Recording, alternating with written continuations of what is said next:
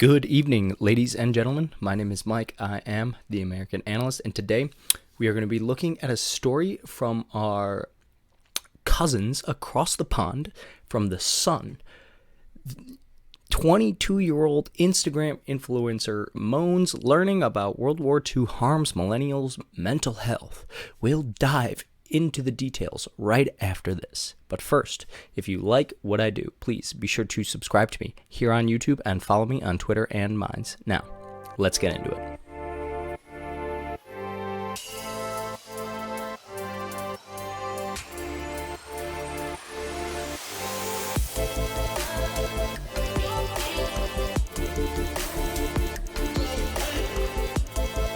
Okay, so we're going to dive into this article. Thought we'd have a little bit more fun today.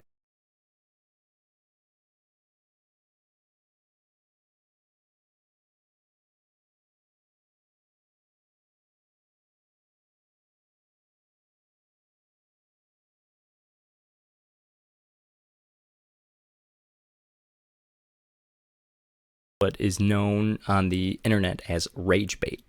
So the whole point of this is to make you mad and get you to click on the link, which is obviously what I did. So they 100% got me, and if you watch this, that's what you probably did. So, and it works, and it's a big problem. It honestly is. I shouldn't be doing it, but there are just some things, and that's the point of something being rage bait. Most of it I can just ignore, but there are some things that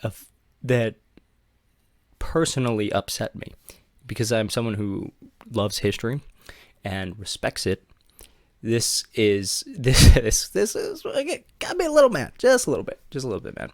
So we're gonna listen to this clip again. This is from the Sun Times. It is about 3 months old, but so semi recent. November 1st is when it was published. So let's go here and Dumb Shirk Spirit. I thought that was the guy's Instagram handle. I actually don't know what it is. Anyway, check it out.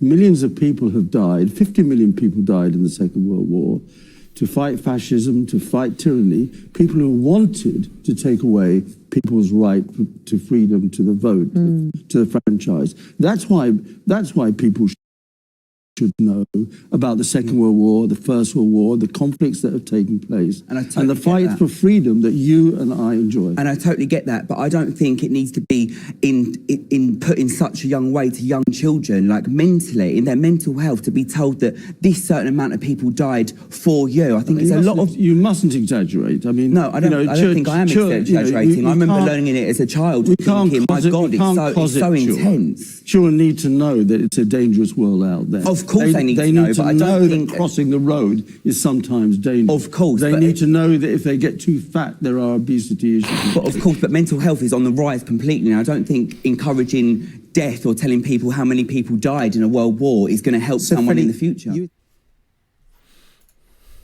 lived. All right. So that was Freddie Bentley. And this was so bad. I have a hard time believing that this is a legit art, that this person believes this. I do. Here's my thing about all of the... I have a few things to say about this, obviously. Firstly, that we should definitely, teach children about our history. It seems pretty important. Yeah, it is brutal. It's very brutal. And one of the worst things that particularly Americans do, and it's probably true of British people as well, but definitely Americans, whitewash the conflict. And I don't just mean like, people apologists of, that the other Axis apologists would be a good way to put it. Because you can't say certain words on YouTube anymore. Would say that, America and Britain did bad things too. Yeah, we did bad things too. Like, okay, yeah, we did, because it was a total war. It was a total war. So yeah, we did do bad things, but we didn't we didn't deliberately murder people. So there's no comparison. I don't know where I was going with that. Whatever. This dude, I mean, yeah, he thought that any mental health issues a youngster may have could be worsened by learning about the war that saw Allied forces defeat Nazi Germany.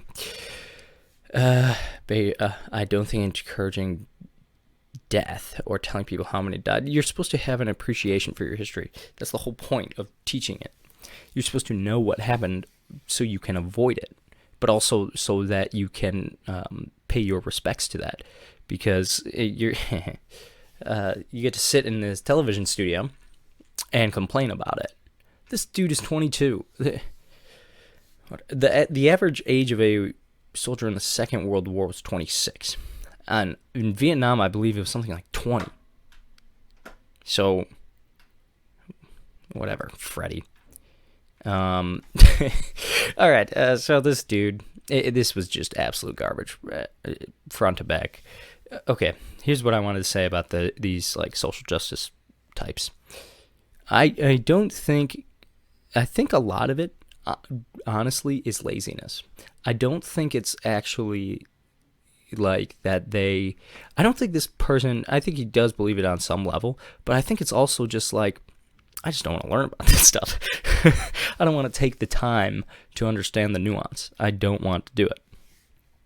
And like I heard one story, for example, of a woman in Berkeley who was attending the University of California, Berkeley. And there was recently, this is probably 2 or 3 months ago, recently there was a racial slur that was posted somewhere on the campus. Like somebody graffitied something. And so she emailed the teacher and said that she did not feel safe going to class. Like, could you actually imagine that you're sitting in your room, like literally shaking, like, oh, they're coming, like somebody wrote on a wall miles away from you, and you missed class. But the worst thing, and it's hard to blame the woman. I actually mean that. The worst thing about that particular story, I don't really know a lot about this Freddie Bentley. The worst thing about that story was she texted her mom, and her mom said, I'm so sorry that happened to you. I can't believe that you have to go through this. Go through what? Someone wrote something on a wall that wasn't even about you. I'm so sorry you had to go through this. I'm sorry too. I'm very sorry.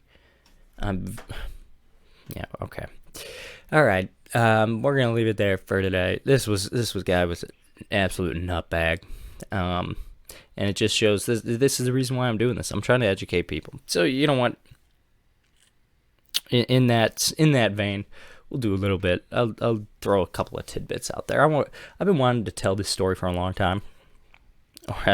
Yeah, whatever. I've been doing this for a week and a half. I've been wanting to tell this story, but I doubt there's actually going to ever be an article that I could actually work it into. So I'm going to tell it now, because try to make these 10 minutes long, and I got a couple minutes.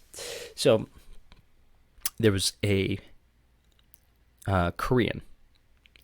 Has a long Korean. It's Yang and then something. Very long last name, Korean, who was forcibly drafted into the Japanese army, because prior to the Second World War, the Japanese controlled Korea. It was part of the Japanese Empire. So he was, along with hundreds of thousands of others, Koreans, were forcibly drafted into the Japanese army. There was a battle in 1939, which actually took place in August of 1939. So it happened before the war in Europe, I should say, actually started. The Japanese had invaded China in 1937, so that conflict had been going on for a while.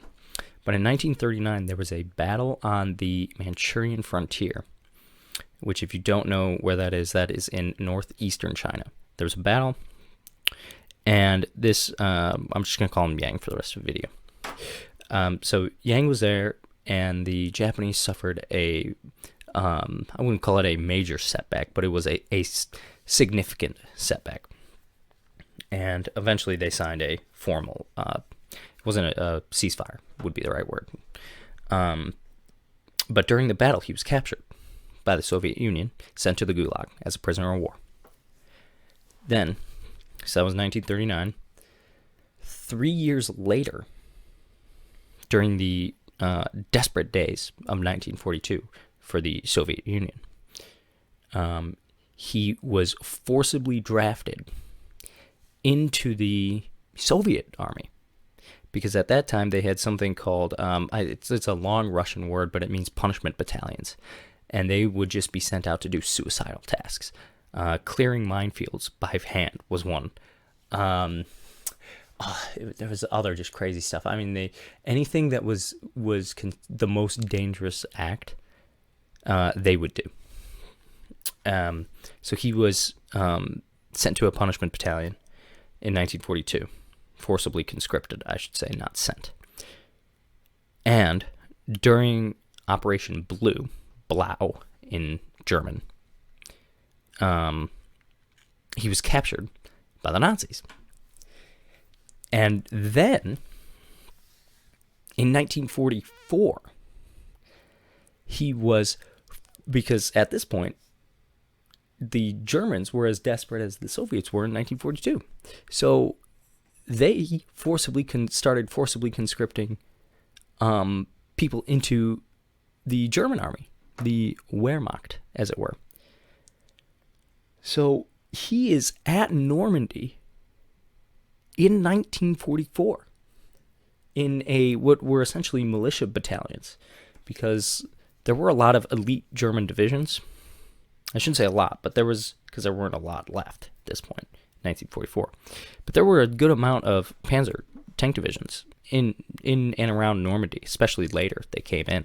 But most of them were static, which means you sent them there on a train, and they could not move. They didn't even have horses to move their divisions. They just sat there. That was it. And he was sent to one of these divisions. And guess what? He was captured by the Americans and then sent to one of the prisoner of war camps in the middle of the United States. That story is amazing. He eventually died in the 1990s in Illinois as an American citizen with an American wife. It's an insane story. Think about that. This dude, born in Korea, drafted by the Japanese, captured by the Soviets, drafted by the Soviets, captured by the Germans, drafted by the Germans, captured by the Americans, becomes an American, dies in 1990 in Illinois. That has to be one of the most amazing stories. I cannot imagine, and I guess it's not strange if you think about it, but it seems strange. He never talked about his experiences. You would think he would have the most amazing stories to tell. But this is where this, see, we're tying it together. This is where we come back to this. This guy, Yang, who had been through all this, never talked about it. And so people didn't know. And I actually don't know where I'm going with this. Whatever. Learn about World War II because it's interesting. And this dude, I imagine he never stops talking about himself. Anyway, Instagram influencer. All right. Okay, we're going to leave it there for tonight. Thank you all for joining me. My name is Mike. I am the American Analyst. Subscribe to me here on YouTube and follow me on Twitter and Minds. Have a good evening. Thank you all for listening. This is Mike, the American Analyst. Follow me on Twitter, Minds, and subscribe to me on YouTube. And be sure to hit that bell notification. I'll be coming out with new videos every single day for your viewing enjoyment. Have a good one.